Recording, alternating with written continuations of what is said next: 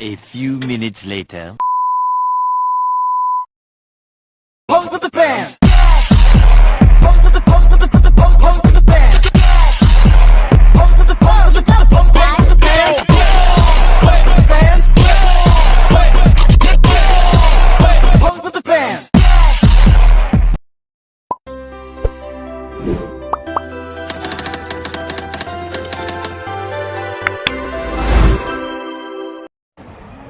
Jadi, di sini saya dan teman-teman saya akan menjelaskan tentang gelombang pasut menyelamatkan kapal yang tersangkut.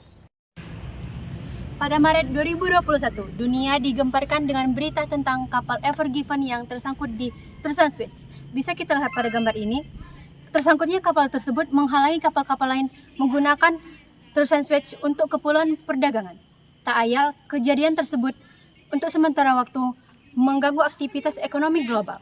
Tetapi setelah 6 hari, kapal tersebut akhirnya bisa diselamatkan dan aktivitas transportasi di Trusan Suez bisa kembali berjalan dengan normal. Tahukah kalian fenomena alam apa yang membantu proses penyelamatan kapal tersebut? Fenomena alam tersebut adalah gelombang pasang surut air laut. Gelombang pasang ini terjadi karena adanya gaya gravitasi yang dilakukan oleh bulan dan matahari. Gaya gravitasi tersebut dapat menarik perairan sehingga permukaan air lebih tinggi dari biasanya. Kejadian alam ini mengakibatkan perairan di belahan dunia yang menjadi lebih surut. Karena setiap waktunya bulan berevolusi mengelilingi bumi.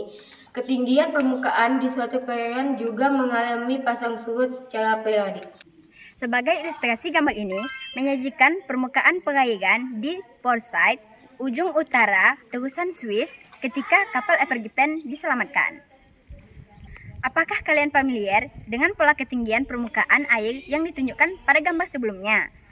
Pola tersebut memiliki ketinggian maksimum dan minimum secara periodik. Hal ini mirip dengan karakteristik fungsi sinus dan kosinus yang kita pelajari pada materi ini. Oleh karena itu, kedua fungsi ini sangat bermanfaat untuk memodelkan fenomena pasang surut air laut. Tapi bohong.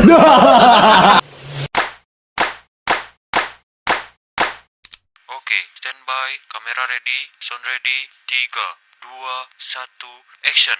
Di sini kami akan memberikan satu contoh mengenai berita yang telah kami sampaikan sebelumnya, yaitu fungsi trigonometri. Pada suatu hari, ketinggian permukaan air Teluk Kupang 0,4 meter.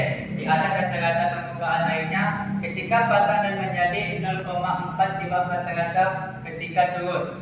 Pada hari itu, teluk ini mengalami 2 kali pasang, 2 kali surut. Pada pukul 00, ketinggian permukaan air pada teluk ini sama dengan ketinggian rata-ratanya. Grafik ketinggian dalam meter permukaan air Teluk Kupang tersebut setiap X jam setelah pukul 00. Dan ini gambar grafiknya. Lanjut, carilah fungsi Y sama dengan sin dx yang memodelkan ketinggian permukaan air Teluk Kupang setiap waktunya. Dengan menggunakan fungsi pada bagian A. Perkiraan ketinggian permukaan air teluk tersebut pada pukul 16.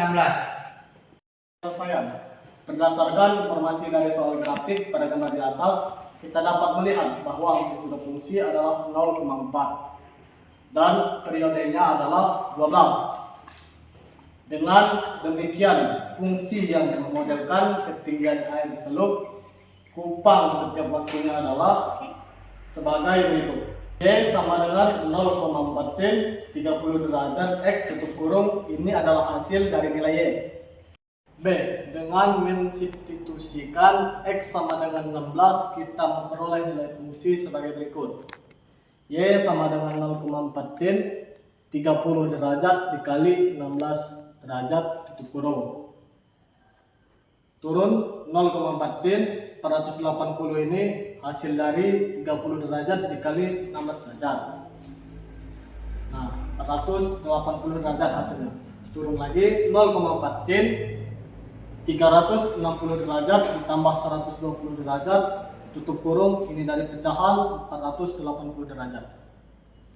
0,4 sin buka kurung 120 derajat tutup kurung, ini bilangan kita ambil dari yang ujung atau yang terkecil. Nah, dilanjut lagi dengan 0,4 sin 180 derajat dikurang 60 derajat tutup kurung.